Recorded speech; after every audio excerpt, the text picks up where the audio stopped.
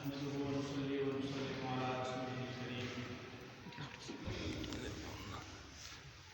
حکومت Pakistan local government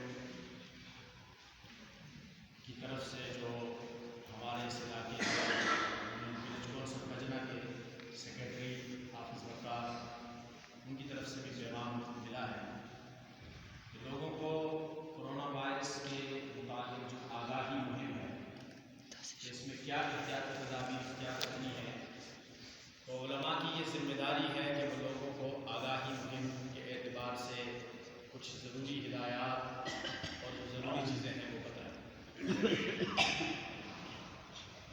تو اس میں سب سے پہلے حضور اکرم صلی اللہ علیہ وآلہ وسلم کی حدیث مبارکہ الطہور شطر الایمان،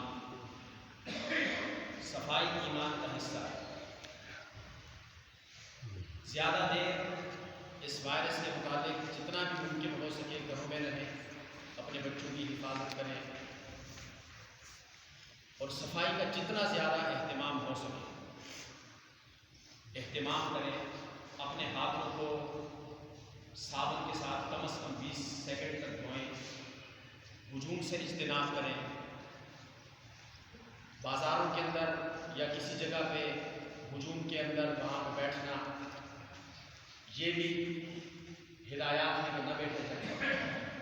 تو یہ چند ضروری اقدامات جو ہمارے لیے صحت افزا مقامات میں بیٹھنا، کھلی فضا میں بیٹھنا، میل ملاپ یا اسی طرح ہجوم کم کرنا، جتنا بھی ممکن ہو سکے. جب تک مسجد کے حوالے سے بات ہے تو مسجد کی بھی صفائی کا انتہائی زیادہ اہتمام کرنا. میں انشاءاللہ عزیز نیچے جو ہمارے وضو کی جگہ ہیں میں ہر وہاں پہ صابن رکھوا دوں گا.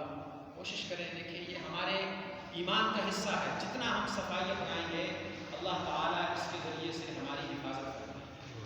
باقی یہ تو بدن کے اعتبار سے حفاظتی اقدامات ہیں. روحانی اعتبار سے حفاظتی اقدامات یہ ہیں کہ ہم اللہ جل شانہ کی طرف متوجہ ہو جائیں، توبہ استغفار کریں، اللہ رب العزت کو منائیں.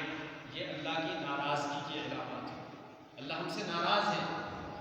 جب عذاب اترتا ہے اللہ کی ناراضگی کے علامات ہوتی ہیں. تو ہم اللہ کو بھی راضی کریں اور اللہ کو راضی کرنے کے ساتھ ساتھ جتنی توجہات نبی علیہ السلام نے صفائی کے بارے میں جتنے اہتمام کو کہا ہے اتنا ہم انشاءاللہ اہتمام کریں گے.